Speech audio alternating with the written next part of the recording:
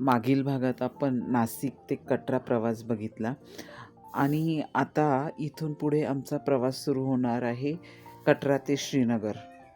नमस्कार मंडळी, मी शीतल कुमावत सृष्टी अनुभवताना या माझ्या चॅनलमध्ये आपल्या सर्वांचं स्वागत करते. कटरा ते श्रीनगर प्रवासात अनेक अनपेक्षित गोष्टी घडल्या. आम्ही सकाळीच लवकर रेडी होऊन छानपैकी पोटभर पोह्यांचा नाश्ता केला. सगळ्यांना खूप भुका लागल्या होत्या. प्रवास मोठा होता, लांबचा होता. वसुधा कुलकर्णी आणि माधुरी देशपांडे हिरव्या बसमध्ये, आम्हाला कोणत्या बसमध्ये कोणी बसायचं याच्या सूचना दिल्या गेल्या आणि आम्ही सर्व बसमध्ये आमचं सामान वगैरे सगळं ठेवलं आणि आमचा प्रवास सुरू झाला.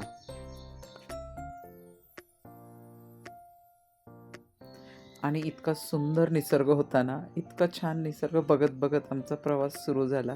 1 तास झाला असेल प्रवास करून. तोच गाडी थांबली आणि कळालं गाडीचं चाक पंक्चर झालं.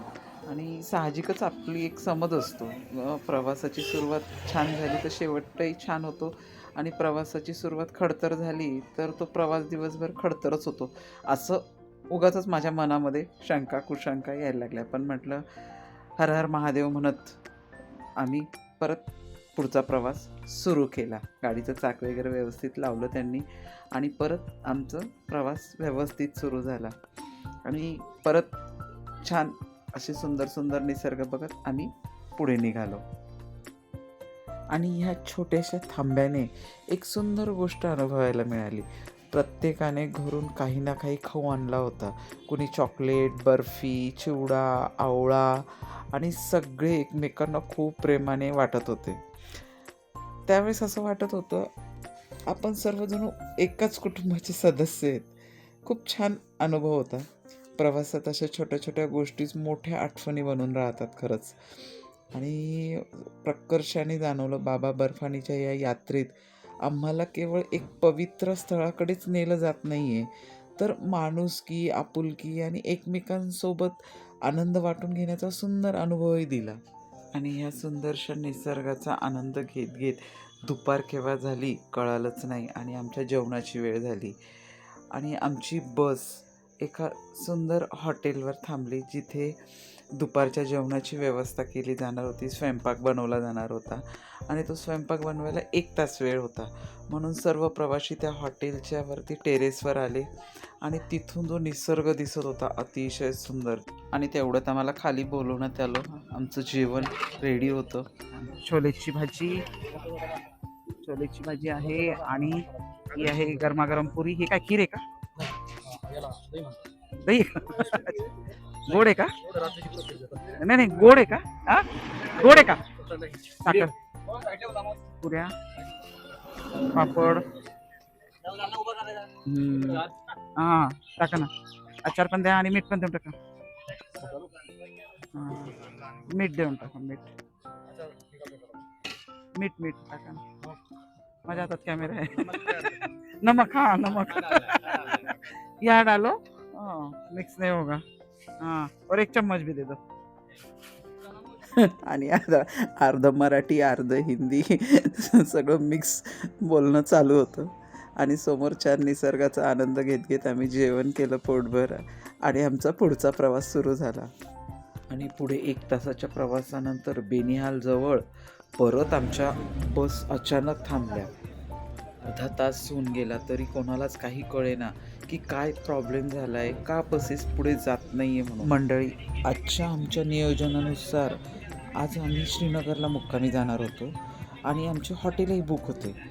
पण बेनिहालजवळ सुरक्षा कारणास्तव नो मुव्हमेंट जाहीर झालं होतं आणि आमचा संपूर्ण कार्यक्रम बदलला आणि आमच्या दोन्ही बसला टर्न घेऊन परत मागे जाण्यासाठी सांगितलं गेलं आणि आम्हाला बेस कॅम्पमध्ये राहण्यासाठी सांगण्यात आलं. आणि मंडळी, ह्या प्रवासात असं काही घडेल याची आम्हाला अजिबात अपेक्षा नव्हती. आजपर्यंत बेस कॅम्पचं फक्त नावच ऐकलेलं होतं. माझा बेस कॅम्पचा हा पहिलाच अनुभव होता आणि खरं सांगते मन इतकं गोंधळलेलं होतं. कशी व्यवस्था असेल, टॉयलेट बाथरूमचं कसं काय असेल, असे एकने अनेक प्रश्न मनामध्ये गोंधळ घालत होते. आणि अचानक उपस्थित झालेली ही परिस्थिती होती आणि आम्हाला त्याला तर तोंड द्यावंच लागणार होतं, दुसरा पर्याय पण नव्हता काही. आणि अशा प्रकारे आम्ही बेस कॅम्पमध्ये प्रवेश केला आणि आतमध्ये प्रवेश केल्यावर माझी शंका एकदम खरी ठरली. आमचा 80 जणांचा ग्रुप होता आणि सर्व शेल्टर पूर्ण फुल झालेले होते आणि आम्हाला उघड्यावर रात्र काढावी लागणार होती असं दिसत होतं. सर्वजण ब्लँकेट आणि गाद्यांसाठी धडपड करत होतो. मिलिटरीचे लोक सांगत होते, रांगा लावा, रांगा लावा. ज्याला जेव्हा जिथे ब्लँकेट मिळेल, गाद्या मिळेल, सगळंजण उचलून घेऊन चाललं होतं आणि जागा शोधत होतं. आम्ही शेल्टरच्या बाहेर जागा शोधत होतो की आपण कुठे गाद्या टाकाव्या आणि आम्हाला कुठेच जागा मिळत नव्हती. ह्या 2 शेल्टरच्या मध्ये जी रिकामी जागा असते तिथे पण लोकांनी गाद्या टाकल्या होत्या, कारण प्रत्येकासमोर प्रश्न होता की कुठेतरी आपल्याला झोपायला जागा पाहिजे. आणि एवढं टेन्शन आलं होतं की आपण ह्या मोकळ्या याच्यात कसं काय रात्र काढणार, कारण आमचा 80 जणांचा ग्रुप होता आणि याच्यामध्ये जवळजवळ 1.5-2 तास आमचे ह्या गोंधळामध्येच गेले, जागा शोधण्यात आणि गादी कुठे टाकायची याच्यामध्येच गेला. खरंच सांगतो, खूप ते तास फार टेन्शनमध्ये होते. आणि तेवढ्यात आम्हाला एक आनंदाची बातमी कळाली. आमचा 80 जणांचा ग्रुप होता आणि तिथे राहायला जागा नसल्यामुळे आमच्या दोन्ही बसला पुढे जाण्याची परवानगी मिळाली. खूप छान झालं. आमच्या बेस कॅम्पमध्ये खूपच हाल होत होते, सगळे खूप खुश आहेत. अगदी आम्हाला परवानगी मिळाली आमच्या बसला.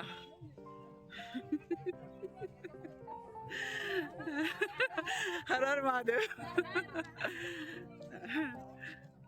खूप आनंदी सगळे. हर हर महादेव.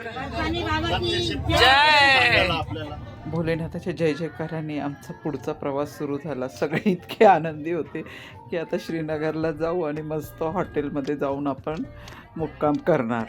पण आमचा हा आनंद फार काळ काही टिकला नाही, कारण 20-25 किलोमीटर पुढे गेलो आणि आम्हाला कळालं की आम्हाला त्या बेस कॅम्पमध्ये काढलं आणि मिलिटरीच्या बेस कॅम्पमध्ये आम्हाला पाठवण्यात आलं आहे. आणि या बेस कॅम्पमध्ये आता आम्हाला रात्रभर राहायचं होतं आणि आता इथे आम्हाला रात्रभर थांबायचं होतं. पण तिथल्यापेक्षा इथे खूप छान व्यवस्था होती. ब्लँकेट, गाद्या, आपलं आधार कार्ड त्यांना जमा करायचं आणि ते सगळे देत होते. इथे महिलांसाठी हा पूर्ण मोठा हॉल होता, शेजारी पुरुषांसाठी होता आणि ज्यांना गाद्या हव्या असतील त्यांना गाद्या होत्या. ही मीनाक्षी माझी मैत्रीण. इथे आम्ही गाद्या टाकल्या आमच्या 2 आणि छान व्यवस्था होती. वरती फॅन वगैरे होतं आणि आम्ही आमची गाद्या वगैरे टाकल्या, व्यवस्था केली आणि बाहेर निघालो. बाहेरही खूप छान व्यवस्था होती. आता वाजले रात्रीचे 7:45, तरी किती उजेड आहे आणि शेजारीच लंगर आहे. आम्ही विचार केला पटकन जेवण करू आणि झोपू, कारण सकाळी लवकर उठायचं आहे. म्हणून आम्ही जेवण केलं आणि झोपलो. Good morning. दुसऱ्या दिवसाची सकाळ. सर्व यात्रेकरू सकाळी 4 वाजेपासूनच जागी होते, कारण सगळ्यांना पुढे जाण्याची ओढ लागली होती. आणि इकडे कॅम्पच्या परिसरामध्येच 10-12 टॉयलेट, 10-12 बाथरूम आणि अतिशय कडक पाणी आंघोळीला, अशी खूप छान व्यवस्था मिलिटरी बेस कॅम्पमध्ये केलेली होती. छान कडक पाण्याने आम्ही आंघोळी केल्या. तयारी करून शेजारीच लंगर होतं, तिथे चहा घेण्यासाठी आलो. चहा घेतला. बरं, इथे चहा नाही हा फक्त, त्याच्याबरोबर बिस्किट, टोस्ट, ब्रेड असे भरपूर ठेवलेलं होतं. आणि आता इथून अतिशय कडक सुरक्षेमध्ये आम्ही ह्या बेस कॅम्पमधून बाल्टालकडे निघालो. आमच्या पुढे मिलिटरीच्या गाड्या होत्या, मागे मिलिटरीच्या गाड्या होत्या. अशा अतिशय कडक सुरक्षतेमध्ये आमचा बाल्टालला जाण्याचा प्रवास सुरू झाला. मंडळी, एक माझा अनुभव तुमच्याशी मला नक्की शेअर करावासा वाटतो आहे.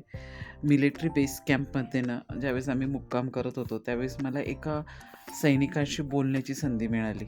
मी त्याच्याशी बोलत असताना ना, त्याने मला सहज असं हसत विचारलं, मॅडम जी, आपको कैंप में कुछ तकलीफ तो नहीं हुई? आपकी सुरक्षा हमारे लिए सबसे पहले है. अगर आप लोगों पर कोई संकट आया तो सबसे पहिले हम खडे रहेंगे. आणि खरं सांगू, त्या सैनिकाचे हे शब्द ऐकून मी क्षणभर अगदी निशब्द झाले. मला काय प्रतिक्रिया द्यावी त्याच्यावर हे समजत नव्हतं. आणि पुढे तो सैनिक म्हणाला, आपकी बस निकलने से पहले पूरे रास्ते की पैदल चेकिंग की जाती है.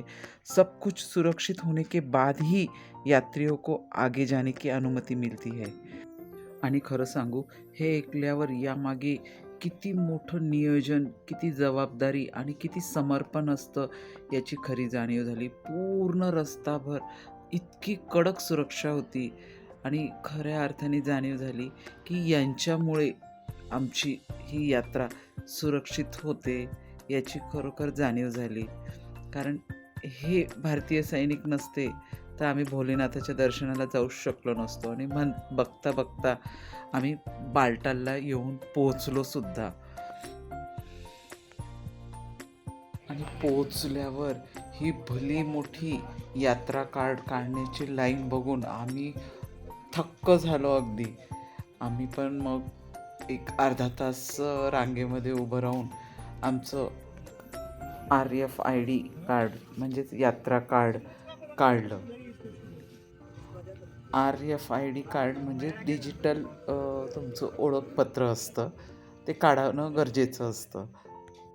RFID कार्ड प्रक्रिया पूर्ण झाली आणि आता आम्ही आमच्या आयुष्यातल्या सर्वात महत्त्वाच्या प्रवासासाठी पूर्णपणे तयार होतो. मंडळी, पुढच्या भागात तुम्हाला दाखवणार आहे बालटाल बेस कॅम्पमध्ये राहण्याचा माझा अनुभव, लंगरमधली निस्वार्थ सेवा आणि पहाटे 2:30 वाजेला सुरू होणारी अमरनाथ यात्रेचे माझे अस्मरणीय अनुभव. मंडळी, माझे हे अनुभव तुमच्यापर्यंत पोहोचवण्याचा मी पुरेपूर प्रयत्न करते आणि माझे हे प्रयत्न जर तुम्हाला आवडत असेल तर नक्की माझ्या चॅनलला लाईक, सबस्क्राईब आणि शेअर करा. तर चला, लवकरच भेटू आपण पुढील भागामध्ये.